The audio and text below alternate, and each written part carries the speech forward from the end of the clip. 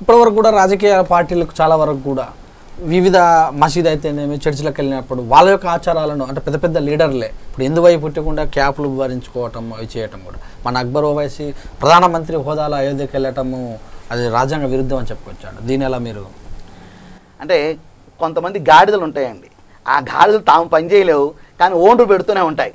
అలాంటి గాడిదల విషయం కానీ లేకపోతే రోడ్డు మీద ఏనుగు వెళ్తున్నట్టు కుక్కలు మురుగుతూ ఉంటాయి. ఈ విషయం కానీ పట్టించుకోవాల్సిన అవసరం లేదు. మేము ఎప్పుడో వదిలేసాం. ఇప్పుడు మీరు చెప్పిన ఆ పేరు ఎప్పుడో తీసాం, పక్కన పెట్టేసాం. ఎందుకంటే తన బతుకు తెరు కోసం, తన ఆస్తులు కాపాడడం కోసం కొన్ని విదేశీ శక్తుల యొక్క ప్రాబల్యం బతికే నీచ నికృష్టపు జాతులు కొన్ని ఉంటాయి. దాంట్లో అదొక జాతి.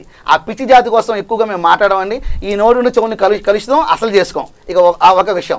రెండో విషయం, ఇక మన రాజకీయ నాయకులకు వస్తాయనుకోండి, వీళ్ళని కూడా మేము గాడిదలే అంటామండి. ఎందుకంటే నీ మొహం నువ్వు కరెక్ట్గా బొట్టు పెట్టుకుని ఆడవలేవు, సరిగ్గా ప్రజల్లోకి సందేశాన్ని ఇవ్వలేవు, అక్కడికి టోపీ పెట్టుకుంటావు. ఇంతగా నీచాది నీచ పని ఉందా? నువ్వు మా భారతదేశానికి బరువు అంటే నేనైతే అవన్నీ. నువ్వు మా భారతదేశ నాయకుడు అవని, పార్టీ నాయకుడు, ముఖ్యమంత్రి అవని, ఎవరికి ఎక్కువ అండి? నువ్వు మా భారతదేశానికి బరువు. ఎందుకంటే నీ సాంప్రదాయాన్ని నువ్వు గౌరవించు. వాడి దగ్గరికి వెళ్ళి వాడు పెట్టుకుంటాడు, నీ గుడికి వచ్చి పెట్టుకుంటాడు, బొట్టు పెట్టుకుంటాడా? నీకెందుకంటే దోల ఇల్లు అక్కడ చెబుతావు. కాబట్టి వాళ్ళ ఉత్సలు తాగాల్సిన అవసరం రాజకీయ నాయకులకు వెళ్ళి అవసరం లేదు. మీరు అటువంటి పిచ్చి వేషాలు వేస్తే కనుక ప్రజలు అదివరకు యువతరం కాదు, ఇప్పుడు మీరు సొల్లు చెప్పే విషయాలు వినే యువతరం కాదండి. అన్ని ఆలోచన పరంతో యువతరం ఇప్పుడు ఉంది.